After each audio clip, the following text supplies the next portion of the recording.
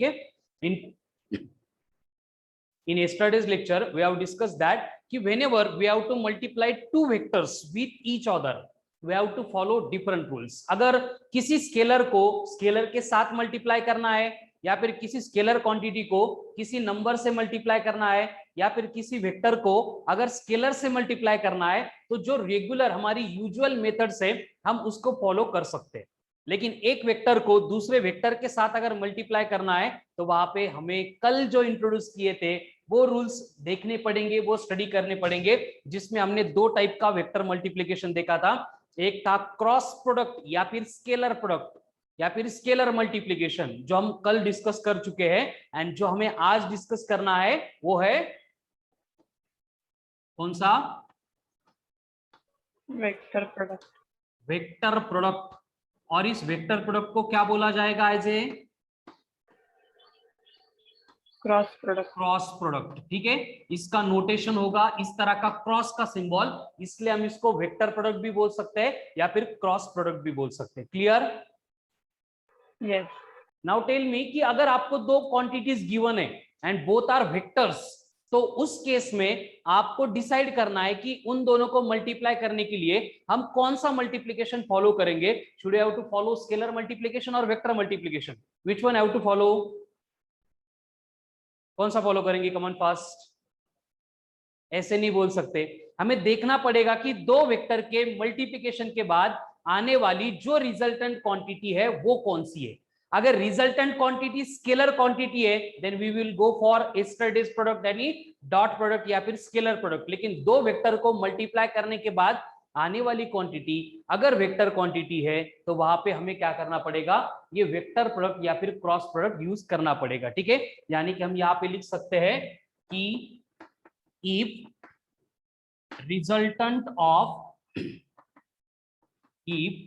resultant of product of multiplication of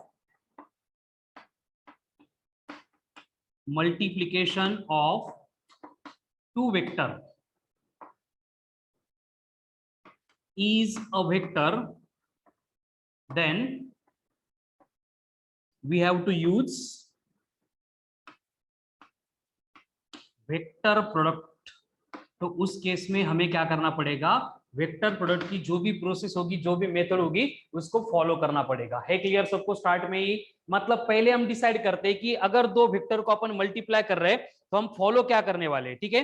तो अगर यहाँ पे हम दो वेक्टर को मल्टीप्लाई करने के बाद स्केलर क्वांटिटी डिराइव कर रहे हैं तो उस केस में हम स्केलर प्रोडक्ट करते थे। कैसे करना है, सिंप्लीफिकेशन कैसे होता है वो कल हम पूरा देख चुके हैं। आज हमें डिस्कस करना है कि अगर दो क्वांटिटी के मल्टीप्लिकेशन के बाद जो रिजल्टेंट क्वांटिटी हमें मिलती है if it is a vector, then उस केस में हमें ये वेक्टर वाला या फिर क्रॉस वाला प्रोडक्ट यूज करना है, ठीक है। तो बेसिक कंडीशन क्लियर हो गई सबको? यस। अब इस कंडीशन से एक बात क्लियर होती है, जो आप लोग इस क्रॉस प्रोडक्ट को या फिर वेक्टर प्रोडक्ट को 100% जब तक नहीं समझते तब तक दिमाग में रखेंगे कि जब भी हम इस मेथड से वेक्टर प्रोडक्ट की मेथड से मल्टीप्लिकेशन करके दो वेक्टर का जो भी रिजल्टेंट डिराइव करेंगे वो भी क्या होगा?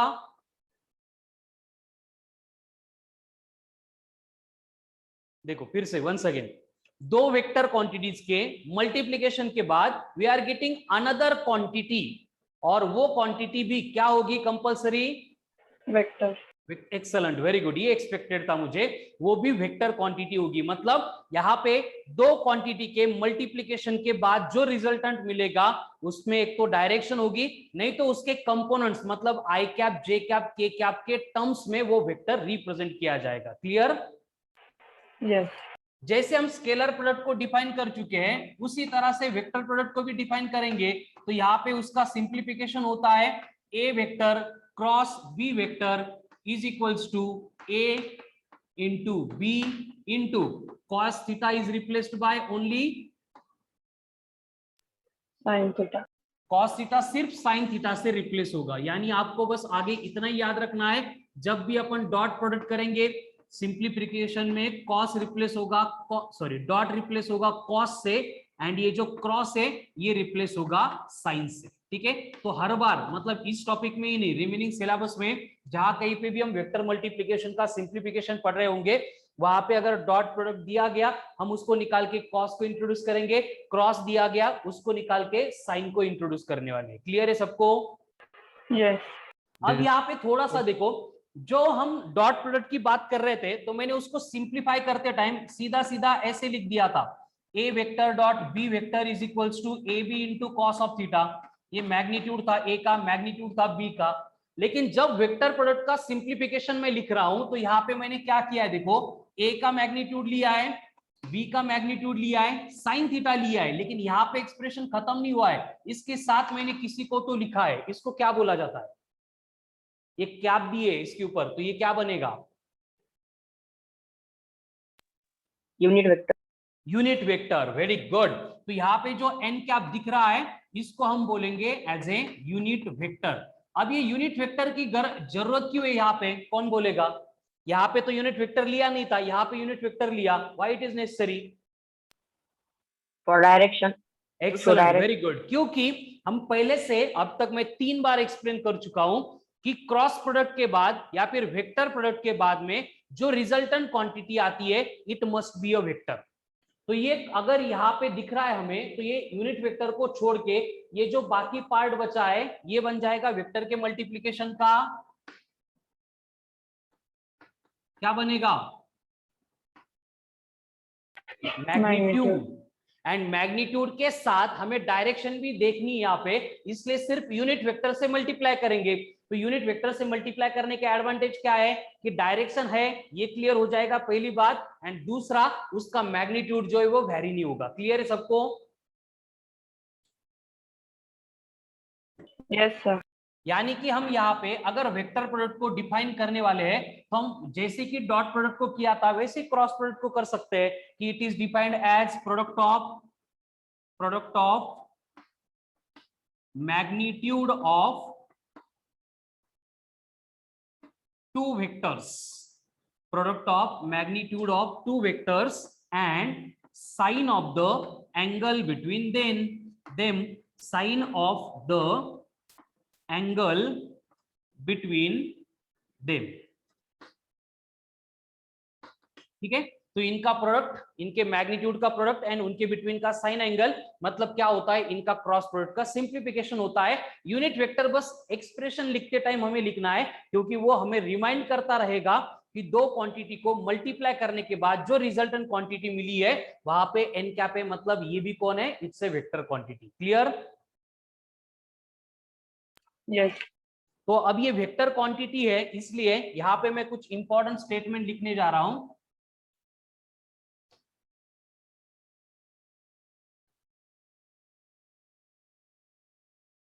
देखो, ए वेक्टर ये पहला वेक्टर है, बी वेक्टर ये दूसरा वेक्टर है, and A vector cross B vector, इसको क्या बोलेंगे? ये क्या है? A vector cross B vector. चलो कॉमन फास्ट बोलो, क्या ये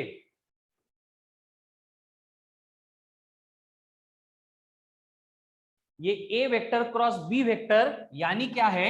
ये है resultant of vector product of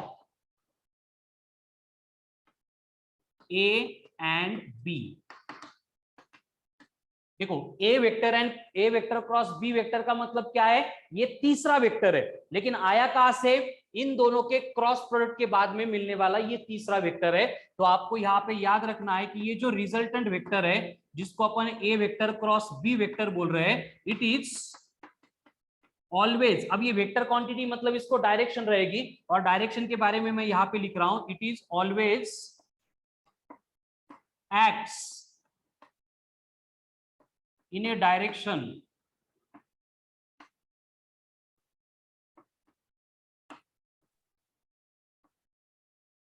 perpendicular to both। किसको परपेंडिकुलर होगी ये? परपेंडिकुलर टू बोथ मतलब ए वेक्टर एंड बी वेक्टर। बहुत इंपॉर्टेंट स्टेटमेंट है, इसकी मीनिंग समझ में आती है क्या? देखो एक बार कमेंट में, कमेंट फास्ट क्लियर है तो समझ में आ रहा है कि ये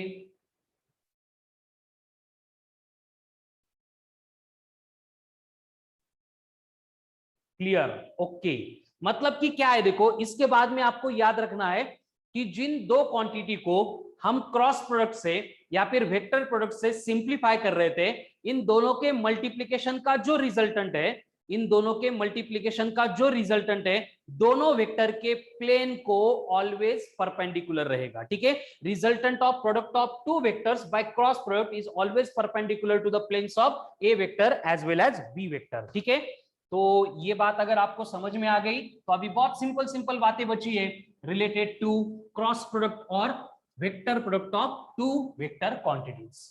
अब यहां पे हम कुछ स्पेशल केसेस देखेंगे।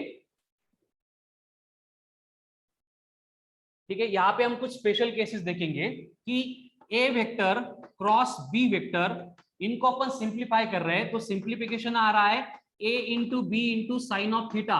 अब यहाँ पे मैंने जो एन कैप है नहीं लिखा तो भी चलेगा, क्योंकि हमें ये बस मैग्नीट्यूड मिलता है।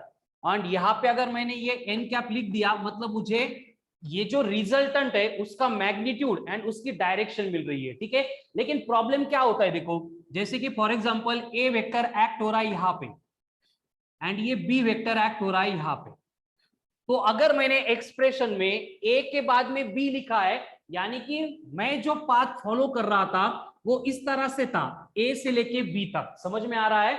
ये A vector and B vector है, दोनों के बिटवीन एंगल थीटा था। अगर मैं एक्सप्रेशन यहाँ पे A vector cross B vector लिखा है, इसका मतलब I am going from A to B, तो उस केस में ये जो वेक्टर होता है इन दोनों के प्लेन को परपेंडिकुलर होता है। एंड परपेंडिकुलर दो केस में हो सकता है, एक तो परपेंडिकुलर यहाँ पे ऊपर जा सकता है, नहीं तो परपेंडिकुलर नीचे आ सकता है। समझ में आ रहा है ना? सेम वेक्टर्स अगर इस तरह से होंगे, ए वेक्टर यहाँ पे, बी वेक्टर यहाँ पे, और मैं अगर बी से लेके ए तक आता, मतलब अगर मैं B vector cross A vector करता, उसका भी सिंप्लीफिकेशन वही आता, A into B into sine of theta into N cap.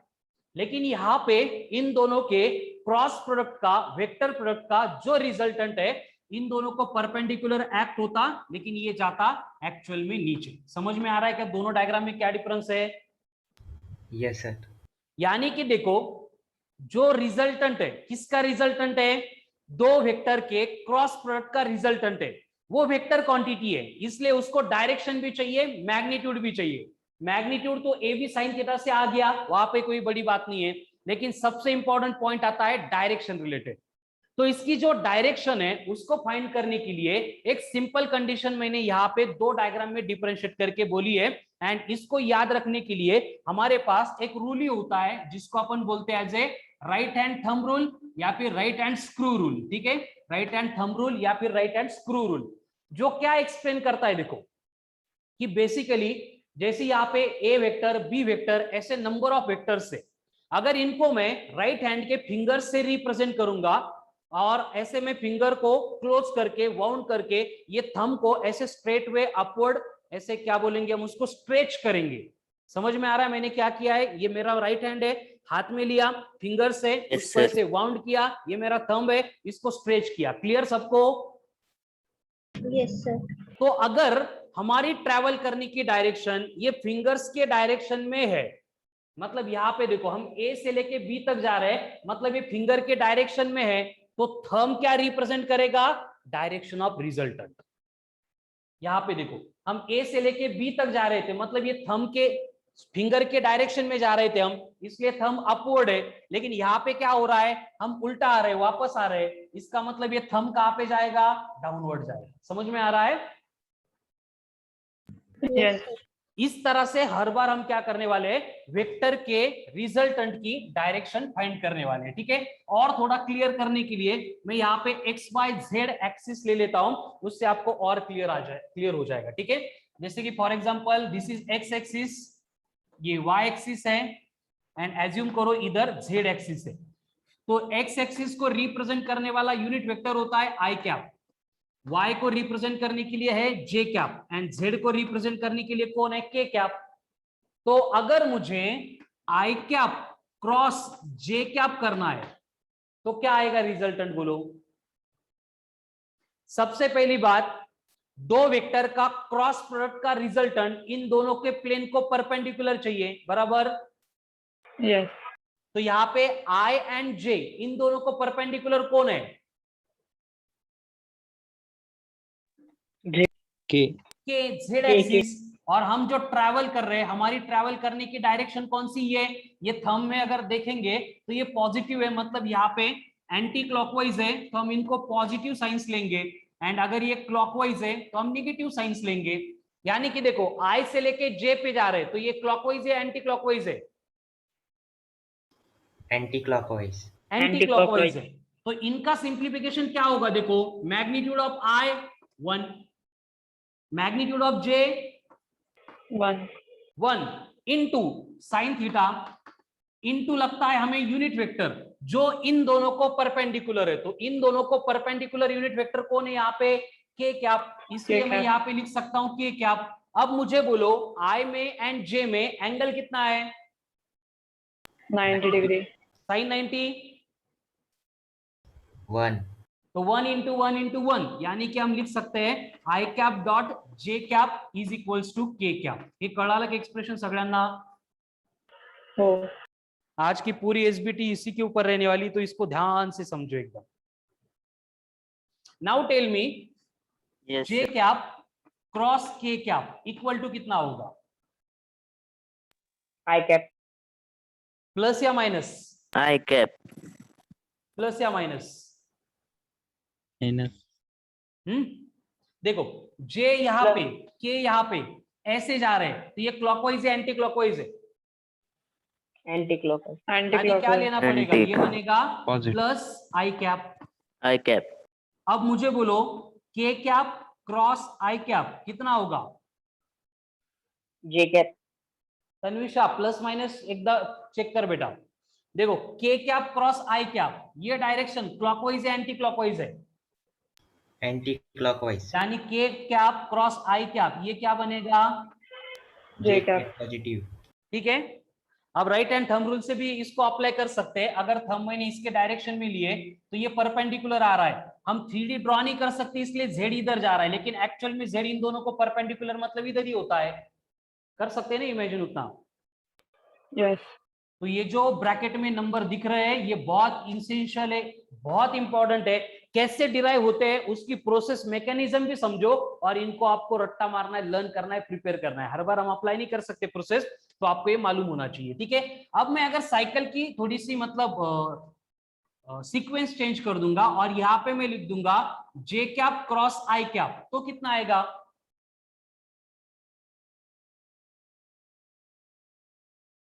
चलो बोलो। Minus of K cap. Very good. यानी सिर्फ डायरेक्शन चेंज हो जाएगी।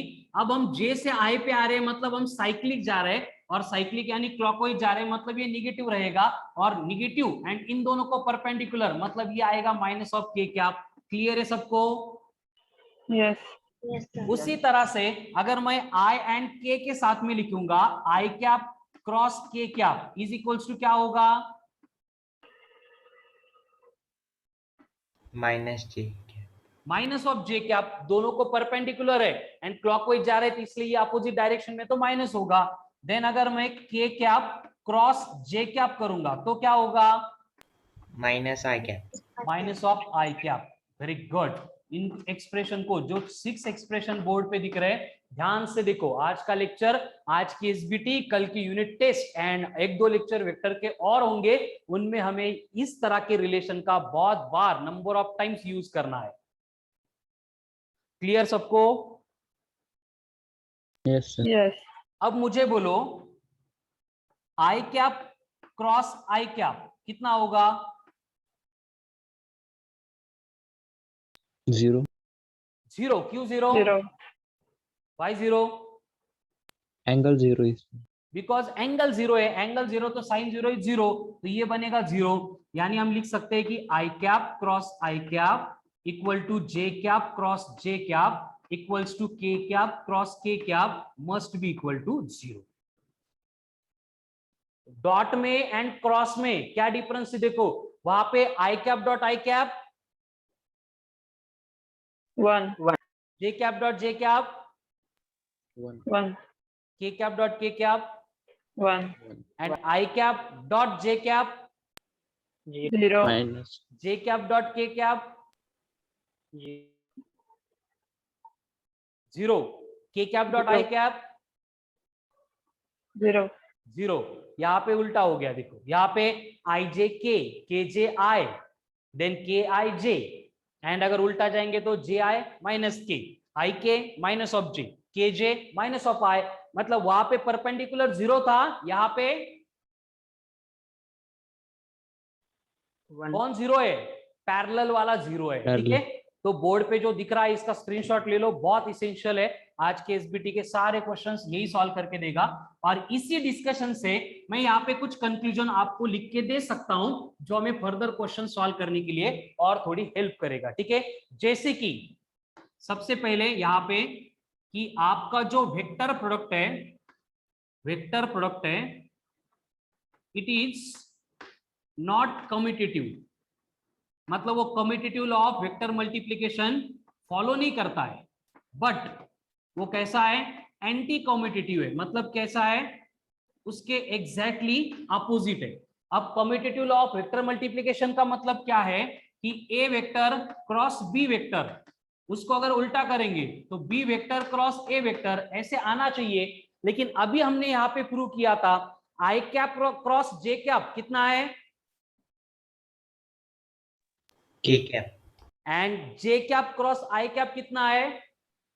Minus K cap. Minus दोनों K सेम cap. या डिफरेंट है? Different. मतलब Different. ये फॉलो नहीं होता है। यहाँ पे एक्चुअल में क्या होता है कि अगर ये दोनों वेक्टर्स की पोजीशन चेंज कर ली तो इनका रिजल्टेंट अपनी डायरेक्शन चेंज करता है 180 डिग्री से, मतलब अपोजिट डायरेक्शन में वो ट्रेवल करता है, ठीक है। यानी A vector cross B vector must be equal to minus of B vector cross A vector, ठीक है। यहाँ पे ये जो क्रॉस प्रोडक्ट है it follows distributive law over vector addition. Distributive law जो है वो फॉलो होता है, यानी कि अगर आपको ऐसे दिया है ए वेक्टर क्रॉस ब्रैकेट में B vector plus C vector, तो हम इसको सिंप्लीफाई करने के लिए A vector cross B vector plus A vector cross C vector ऐसे लिख सकते हैं, ठीक है। तो कम्यूटेटिव फॉलो नहीं होता है, एंटी कम्यूटेटिव है, एंड यहाँ पे डिस्ट्रीब्यूटिव लॉ क्या होता है? फॉलो होता है, ठीक है। आगे हम यहाँ पे लिख सकते हैं कि अगर दो वेक्टर दिए आपको और यहाँ पे जो बेसिकली एसोसिएटिव लॉ है वो यहाँ पे फॉलो नहीं होता है, उसका कुछ काम भी नहीं जाता। तो यहाँ पे दो वेक्टर्स आपको दिए हैं, एक पहला वेक्टर है ए वेक्टर, दूसरा वेक्टर है बी वेक्टर। तो हमें मालूम है कि इनका जो है क्रॉस प्रोडक्ट अगर करेंगे तो सिंप्लीफिकेशन हमें मिलता है A B into sine of theta. तो यहां पे अगर दोनों के बिटवीन का एंगल 0 डिग्री है, 0 डिग्री है, इसका मतलब दोनों वेक्टर एक दूसरे को कैसे रहेंगे? Parallel. पैरेलल रहेंगे। तो थीटा अगर 0 बना तो साइन 0, साइन 0, 0. यानी कि ये पूरा प्रोडक्ट बनेगा 0। 0. अगर ये दोनों एक दूसरे को एंटी पैरेलल है, यानी कि एंगल कितना होगा? 180. 180 डिग्री। हे लक्षात आहे ना, पहिल्या लेक्चर मध्ये झालं होतं पॅरलल एंटी पैरेलल। तो again theta will be sine 180 कितना है? Minus. 0। कॉस 180 वो -1 था, साइन 180 कितना है? 0. 0, ठीक है। तो 0 इंटू एनीथिंग, ये पूरा पार्ट फिर से बनेगा A vector cross B vector is 0. अगर यहाँ पे थीटा 90 है, यानी कि दो वेक्टर एक दूसरे को Perpendicular. परपेंडिकुलर है, तो क्या होगा? A vector cross B vector is equals to बनेगा A B into sine 90 is 1, नहीं लिखा तो भी चलेगा। मतलब यहाँ पे दोनों के वेक्टर प्रोडक्ट की वैल्यू मैक्सिमम आती है कब? अगर दोनों एक दूसरे को परपेंडिकुलर है तब, ठीक है। तीनों भी एकदम सिंपल केस है, बोर्ड पे लिखी है, स्टेप बाय स्टेप देख लो, है क्लियर? Yes. Yes. ठीक है। तो अब यहाँ पे देखो, एकदम सिंपल सिंपल बातें हमने related to vector product discuss की है। स्टार्ट से क्या क्या डिस्कस किया कि दो वेक्टर क्वांटिटी का रिजल्टेंट अगर वेक्टर है तो हम उनका मल्टीप्लिकेशन करने के लिए वेक्टर प्रोडक्ट और क्रॉस प्रोडक्ट ये मेथड फॉलो करते हैं। और इसका सिंप्लीफिकेशन कैसे होता है, A vector cross B vector is equals to होता है A into B into sine of theta into हम यहाँ पे यूनिट वेक्टर लेते हैं जो रिप्रेजेंट करता है direction of resultant, and resultant always act होता है परपेंडिकुलर टू किसको, परपेंडिकुलर बोथ वेक्टर्स जिनका हमने मल्टीप्लिकेशन किया था। और एग्जांपल के लिए हमने एक्स वाई जेड एक्सेस लेके वहां पे उनके जो यूनिट वेक्टर्स थे आई cap J cap K cap उनका सिंप्लीफिकेशन यहाँ पे ऑब्जर्व किया था। और वहां पे हमने देखा कि आई एंड जे का अगर अपन क्रॉस प्रोडक्ट कर रहे हैं तो उनका रिजल्टेंट जेड के अलोंग ही एक्ट होता है, डिपेंड करता है। हम आई से लेके जे की तरफ जा रहे हैं तो वो प्लस जेड के अलोंग होगा, अगर हम जे से लेके आई की तरफ आ रहे हैं तो वो माइनस जेड के अलोंग होगा, लेकिन ऑलवेज दोनों वेक्टर को वो परपेंडिकुलर रहेगा। मतलब कि देखो वेक्टर प्रोडक्ट सिंप्लीफाई होते टाइम हर बार दो पार्ट में होगा, मैग्नीट्यूड चाहिए तो A B sine theta, direction चाहिए तो दोनों वेक्टर के प्लेन को परपेंडिकुलर, ठीक है।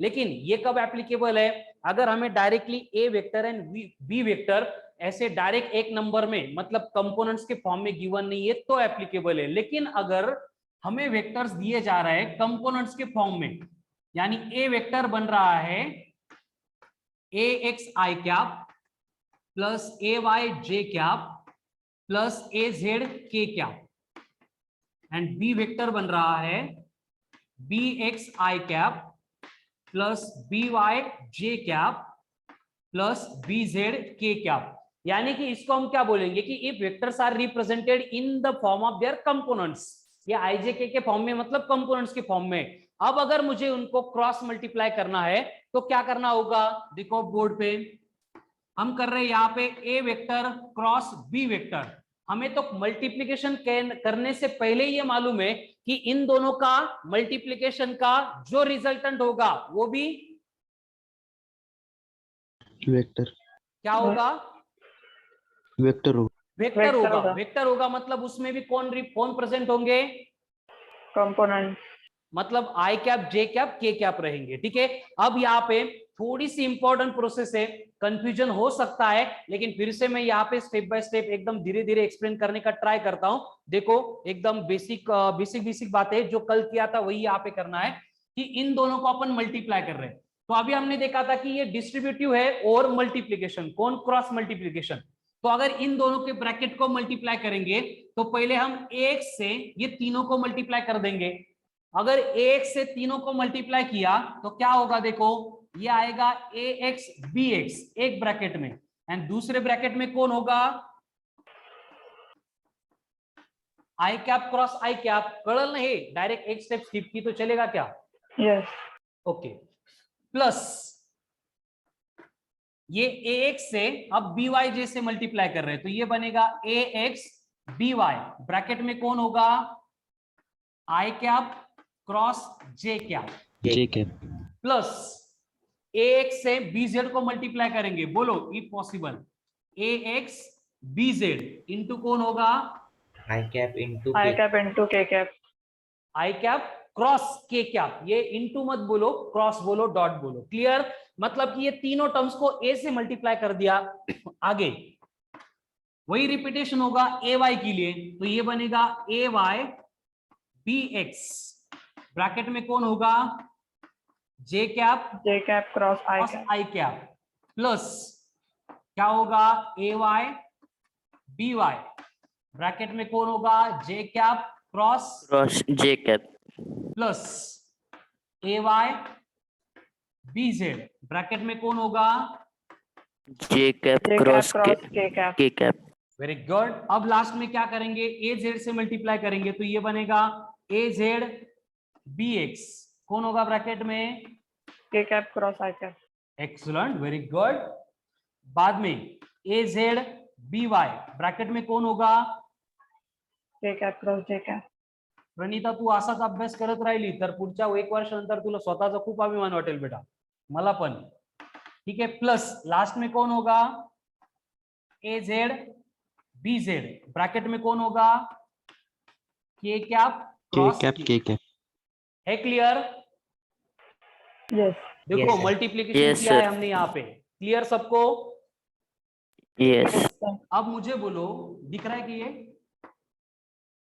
हाँ, Yes. I cap cross I cap equal to J cap cross J cap equals to के कैप क्रॉस के cap equal to 0. 0.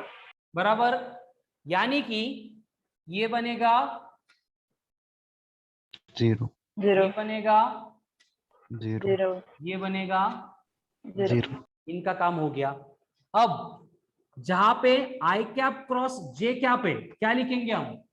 K K cap. cap. के कैप। जहां पे जे कैप क्रॉस के कैप है I cap. और जहां पे के कैप क्रॉस आई कैप है J cap. K J cap. cap. Minus. Plus J cap. Plus या माइनस? Plus. ठीक है। एंड अगर इससे उल्टा होगा तो माइनस आ जाएगा, लिखो वो भी और Minus. समझ में आएगा। यानी क्या होगा देखो, यहाँ पे ये ax bx है, इनके साथ कौन है? I cap cross J cap. तो आई कैप क्रॉस जे कैप से मैं रिप्लेस करूंगा K cap. के कैप से, यानी ये बनेगा ax by into k cap. है क्लियर सबको? Yes. Yes. अब यहाँ पे आई कैप क्रॉस के कैप है, तो आई कैप क्रॉस के कैप तो है ही नहीं है, तो के कैप क्रॉस आई कैप अगर प्लस जे है तो आई कैप क्रॉस के जब के कैप क्या होगा? Minus Minus J. J. Minus, बोलो माइनस J. J. जे J होगा। cap. तो ऐसे लिख सकते हैं अपन ax bz वैसे के वैसे, बस आई कैप क्रॉस के कैप की जगह पे जे कैप। क्लियर? Yes. अब यहाँ पे कौन है? जे कैप क्रॉस Yes, आई sir. कैप। तो आई कैप क्रॉस जे कैप अगर प्लस के है तो जे कैप क्रॉस आई कैप कौन होगा? Minus K. K cap. Minus. Very good. तो ये बनेगा ए Y B x into k cap. अब इसका हो गया, ये तो 0 बन गया था, इसका जे कैप क्रॉस के cap. J cap I cross cap. के कैप कितना है? I cap. तो ये I क्या cap. बनेगा? ए वाई बी जेड इंटू आई कैप। अब इस पे आते हैं, के कैप क्रॉस आई कैप, फिर से वही क्या होगा? J cap. माइनस जे कैप होगा ना, Yes. ए Z B x into J cap, minus पहले ले लिया। अब के कैप क्रॉस जे कैप है, क्या होगा? Minus I cap. के cap Minus I cap. Minus I. Good minus a Z B y into I cap. हो गया क्लियर है सबको यहाँ तक? Yes. Yes, sir. चलो तो अभी स्क्रीनशॉट लिया कि इसका सर वो K cap into हाँ I sir 1 minute. K cap cross I cap वो प्लस J cap है ना? के कैप क्रॉस आई कैप प्लस जे कैप है। हाँ, तो वहाँ पे आपने माइनस लिखा। के कैप क्रॉस जे कैप, नहीं, उसके लेफ्ट वाला। ये क्या?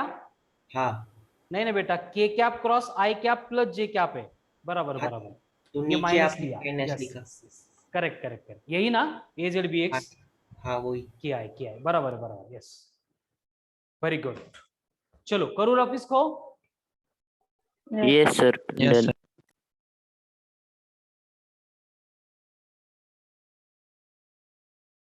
अब जो लास्ट स्टेप यहाँ पे हमें मिली है, इसको थोड़ा सिंप्लीफाई करेंगे तो क्या होगा देखो, आई कैप कहाँ पे है? यहाँ पे आई कैप है और यहाँ पे आई कैप है। दोनों में से अगर मैं आई कैप कॉमन लूंगा तो ये क्या बनेगा? बोलो। A Y B Z B Z. Minus Minus A Z A B Z Y. B. Into I cap. I cap. Clear? Yes. आगे अब यहाँ पे जे कैप है, यहाँ पे जे कैप है, तो दोनों में से अगर मैं जे कैप कॉमन लूंगा तो ब्रैकेट में कौन आएगा? देखो A Z B X AX B Z minus minus A Z B. A x B Z into J cap. Clear? Yes sir. Yes. Yes, sir. अब बारी के कैप की। के कैप के कैप कॉमन लिया, क्या आएगा, ए एक्स बी वाई माइनस ए Y B x into k cap. Clear? Yes, sir. Yes. Yes. तो ये फॉर्मूला है दो वेक्टर के क्रॉस प्रोडक्ट को सिंप्लीफाई करने का। हो जाएगा लर्न? जैसे स्केलर प्रोडक्ट में कितना सिंपल था, ए x B x plus a Y B Y plus a Z B Z, खत्म बात। यहाँ पे वैसे नहीं है, यहाँ पे देखो क्या है, ए Y B Z minus a Z B y into I cap plus a Z B x minus A x B Z into J cap plus a x b Y minus A Y B x into k cap. हो सकता है कि ये learn? Yes sir. Yes sir, very good. अगर ये कर दिया तो बहुत अच्छी बात है, लेकिन होता क्या प्रॉब्लम कि ये कंफ्यूजिंग बहुत है। y था, x का, z था, bx था, कौन कहाँ पे था, इसलिए हम क्या करते हैं, यहाँ पे करते एक मैथमेटिकल प्रोसेस यूज जिसको बोला जाता है डिटर्मिनेंट। क्या क्या बोला जाता है? Determinant. डिटर्मिनेंट। तो ये जो डिटर्मिनेंट है, हम इस तरह का डिटर्मिनेंट बनाते हैं जिसमें पहला रो हमेशा से आई जे के होगा, जिसमें पहला रो हमेशा से आई जे के होगा, पहला रो हमेशा से कौन होगा, i cap, J cap, K cap होगा। क्लियर? Yes. अब यहाँ पे सेकंड रो जो है, दो वेक्टर में से पहला वेक्टर जो था उसके आई जे के साथ के नंबर मतलब कोएफिशिएंट लिख देने, यानी A X A Y A Y A Z. And last में कौन आएगा फिर, BX B X B Y B Z. Clear? Yes sir. Yes. अब इसको सिंप्लीफाई कैसे किया जाता है, ये 9th-10th में था शायद से, सीबीएसई आईसीएसई वालों को, स्टेट बोर्ड को 10th था या में नहीं था, आई डोंट नो। हाँ सर। इसको सिंप्लीफाई करने के लिए क्या करना है, देखो पहले आई कैप लिया जाता है, आई कैप, देन इसका कॉलम डिलीट, इसका रो डिलीट, बचा कौन, A Y A Z B Y B Z. कळलं का मी काय केलं ते? हो. इसके बाद में इनकी सीक्वेंस ऐसी चलती है, प्लस माइनस प्लस, यहां पे आएगा माइनस, तो ये बनेगा माइनस ऑफ जे कैप। फिर से जे कैप का कॉलम डिलीट, रो डिलीट, क्या लिखो अब, AX AZ A X A Z. Very good, BX A BZ Z B Z excellent, very good. आगे plus K cap column K delete, row delete, क्या बचा, A X B X A AX Y AY हाँ? BX BY. AX AY BY. BY। Clear सबको यहां तक? yes अब इनका simplification कैसे किया जाता है, जैसे ए बी सी डी, तो इनका सिंप्लीफिकेशन होता है AD minus BC, Yes। Yes. Cross sir. Multiplication followed bye subtraction, यानी इन दोनों को मल्टीप्लाई करो माइनस इन दोनों को मल्टीप्लाई करो, तो ये क्या बनेगा बोलो, AY BZ minus Very AZ BY। Into I cap I cap. Minus, यहां पे AZ क्या होगा, AZ AX BZ हाँ AX BZ minus AZ BX into J cap plus, बोलो AX BY minus AY BX। अब इसको एंड इसको compare करो, सेम है बोथ आर, Yes. sir. सिर्फ एक लिटिल बिट डिफरेंस Yes, आपको लगेगा कि सर यहाँ पे जे हाँ. प्लस था, यहाँ पे माइनस था, हाँ. क्यों, मैंने बस क्या किया, ये जो एक्स बी जेड था इसको प्लस लिया गया, माइनस कॉमन लेके ये एडजस्टमेंट बनी है, बाकी कुछ भी नहीं है, मतलब दोनों केसेस सेम है। Clear? Yes. Yes sir. Yes. यानी कि जब भी हमें दो वेक्टर का मल्टीप्लीकेशन, क्रॉस मल्टीप्लीकेशन सिंप्लीफाई करना है एंड उनको अगर कंपोनेंट्स के फॉर्म में गिवन है, तो हम क्या करेंगे, उसका डिटर्मिनेंट बनाएंगे एंड डिटर्मिनेंट इस तरह से सॉल्व करेंगे। ठीक है ना, ये प्रोसेस आपको अब याद रखनी है। समझ में आ गई ये प्रोसेस सबको? Yes. चलो एक दो एग्जांपल कर लेते, फिर आपको और थोड़ा क्लियर हो जाएगा। जैसे कि फॉर एग्जांपल आपको बोला है force vector is represented by 2i cap plus j cap plus 2k cap.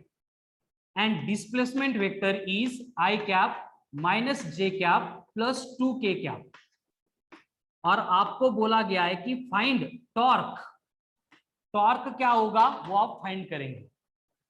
अब ये टॉर्क का जो है फॉर्मूला, हम डायमेंशंस में सारे फॉर्मूले देख चुके हैं, तो आपको मालूम होना चाहिए कि टॉर्क का फॉर्मूला होता है tau vector equals to r vector cross f vector. Force into displacement होता है, उसका वेक्टर फॉर्म है r vector cross f vector. Clear? Yes. मतलब मुझे इन दोनों वेक्टर में क्या करना है, क्रॉस मल्टीप्लिकेशन करना है। तो उसके लिए सबसे पहले क्या बनाना पड़ेगा, एक Determinant. इसमें पहला रो हमेशा से IJK. अब यहाँ पे IJK दूसरा रो क्या होगा, ax ay az तो नहीं है, क्या है 2 1 2 तीसरा रो 1 1 2 1 minus 1 1 minus 1 2. Very good. अब सिंप्लीफिकेशन में हमें मालूम है आई कैप और इसके साथ कौन आता है 1 2 minus 1 2 minus 1 2 वेरी गुड। जे कैप हमेशा से 2 1 2 2 साथ कौन आएगा,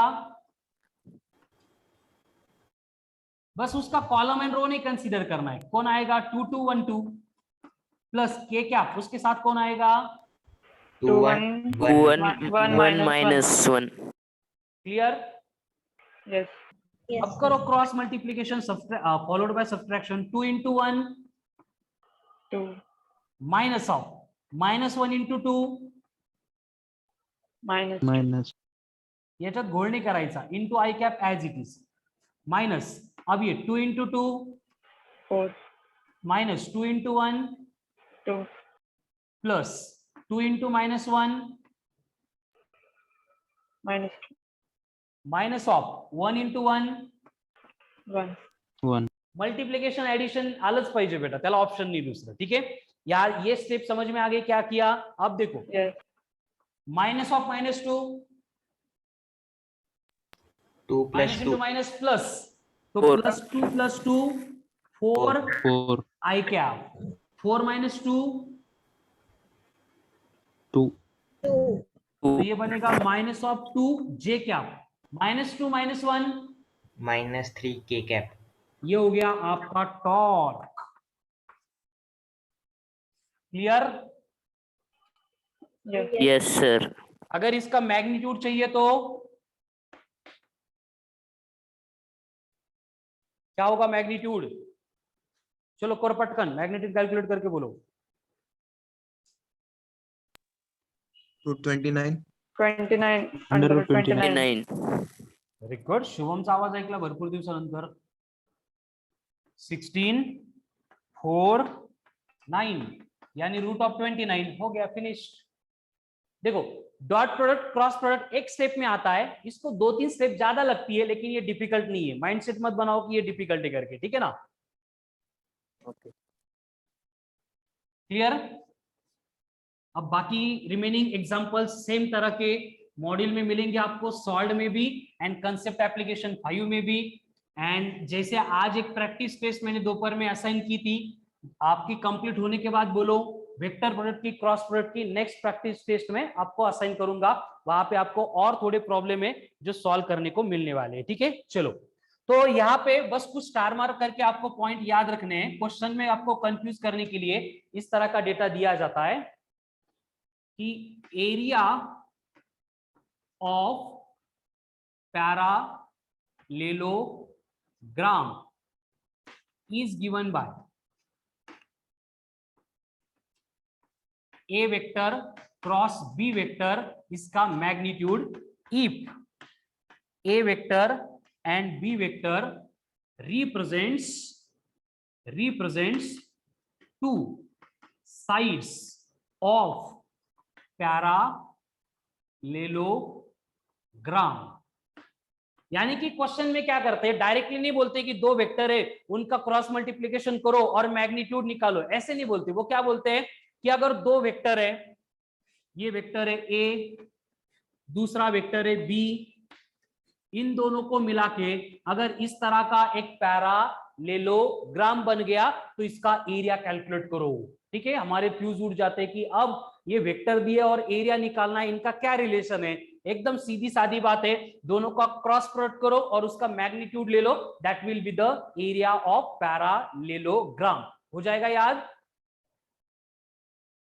Sir, repeat once again. हाँ, परत एकदा सांगा. सांगू परत एकदा? हो सर. काय? हे बघ, दोन साइड दिले आहेत, ते जर दोन वेक्टर असतील पॅरालेलोग्रामचे, त्याचा एरिया काढायचा, दोघांचा क्रॉस प्रोडक्ट करायचा आणि मॅग्निट्यूड घ्यायचं. Second point, area of triangle form by two vectors, A vector and B vector is equals to 1 by 2 into mod of A vector cross B vector. यानी कि वही केस है कि दो वेक्टर है, अब पैरालेलोग्राम नहीं बना रहे, क्या बना रहे? एक ट्रायंगल बना रहे। तो उस ट्रायंगल का अगर एरिया निकालना है वेक्टर के ऊपर से, तो हमें क्या करना है? पहले उनका क्रॉस प्रोडक्ट करना है, A vector cross B vector.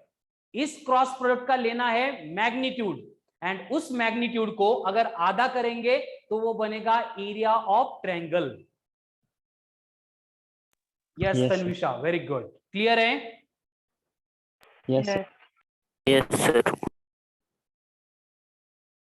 अब यहां पे if D1 and D2 represents two diagonals of parallelogram, then area of parallelogram is equals to 1 by 2 into magnitude of D1 vector cross D2 vector. यानी condition क्या है? देखो कि अगर given दो वेक्टर है, वो अगर पैरालेलोग्राम की दो साइड्स है, तो उस केस में डायरेक्ट उनके क्रॉस प्रोडक्ट का मैग्नीट्यूड मतलब एरिया ऑफ पैरालेलोग्राम। लेकिन अगर दो वेक्टर है, वो अगर डायगोनल रिप्रेजेंट कर रहे हैं, डायगोनल मालूम है सबको क्या होता है डायगोनल? यस और no? Yes, sir. Yes. Very good. तो ये डायगोनल है D1, ये दूसरा डायगोनल है D2। अगर ये दो वेक्टर आपको दिए हैं जो पैरालेलोग्राम के डायगोनल से, इन दैट केस उस पैरालेलोग्राम का जो एरिया है इट इज गिवन बाय दोनों का क्रॉस प्रोडक्ट का मैग्नीट्यूड, उसका हाफ। ठीक है? तो क्वेश्चन में अगर ये स्टेटमेंट दिए, कंफ्यूज नहीं होना है, कुछ भी उससे डरना नहीं है, जो हम प्रोसेस स्टडी किए वही अप्लाई करनी है, नया कुछ भी नहीं होगा। क्लियर? Yes. Yes, sir. चलो, तो इस स्टेटमेंट से रिलेटेड कुछ क्वेश्चंस आज के एसबीटी में भी, कल के यूनिट टेस्ट में भी आने वाले, ये तो आपको क्लियर हुआ ही होगा। उसके साथ इससे रिलेटेड क्वेश्चन जो है मॉड्यूल में दिए हैं, सारे solve example and unsolve example till concept application 5, concept application 5 तक का पूरा पार्ट अब आपको ट्राई करना है। ठीक है? अब इससे रिलेटेड और एक पॉइंट है जो हम अभी कंप्लीट कर सकते हैं। ठीक है, कुछ प्रैक्टिस कर लेते हैं, जैसे कि फॉर एग्जांपल आपको दिया है एक vector a vector is equals to 2i cap minus j cap plus 3k cap. दूसरा दिया है b vector i cap plus j cap plus k cap. ये आपको बोला है v वेक्टर, ये आपको बोला है r वेक्टर, और आपको बोला है फाइंड करो linear momentum which is given bye r vector cross v vector. तो ये लीनियर मोमेंटम मुझे चाहिए, कर सकते हैं कैलकुलेट? Yes. चलो करो, 2 मिनट आपके Yes, पास, sir. देखते हैं कितने लोगों के आंसर आते हैं।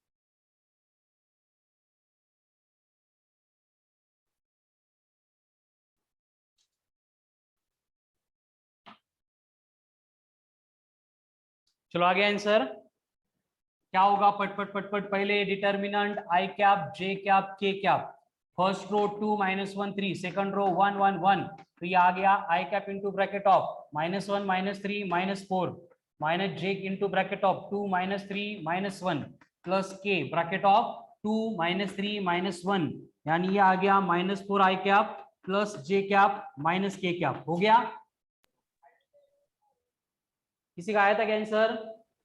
चेक करो बोर्ड पे जो दिया है सेम एक आंसर। तन्विषा आई कैप प्लस या माइनस है? तन्विषा का पूरा आंसर Yes. सेम है। चलो है clear? -4 I cap plus J cap minus K cap same है सबका? Yes no? यस। Yes.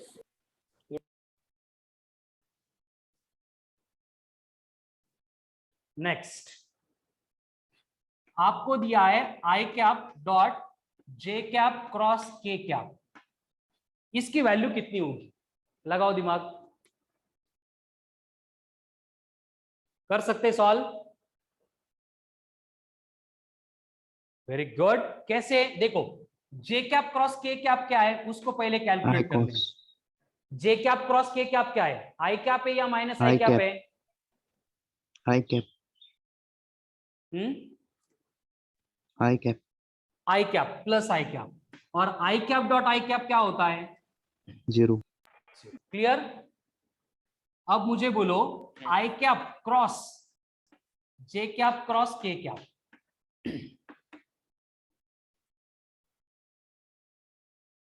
एक मिनट, हाँ ये 0 नहीं होगा, ये 1 होगा। I cap dot I cap कितना होता है? 1. हाँ 1 सर होता है, ठीक है। अब आई कैप क्रॉस जे कैप क्रॉस के कैप ब्रैकेट में, इसकी वैल्यू Zero. बोलो क्या होगी? 0. 0 कड़ा ना? Very good. Yes, sir. अब आई कैप क्रॉस जे cap dot K cap,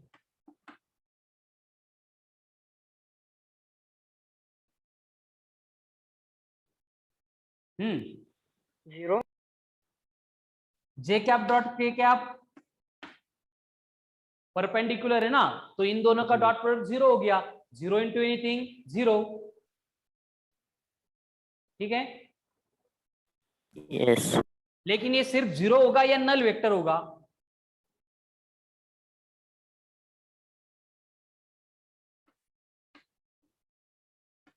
zero होगा या नल वेक्टर होगा? क्या डिफरेंस है 0 एंड नल वेक्टर में? कुछ भी नहीं. मैग्नीट्यूड 0 है लेकिन फिर भी उसको डायरेक्शन है।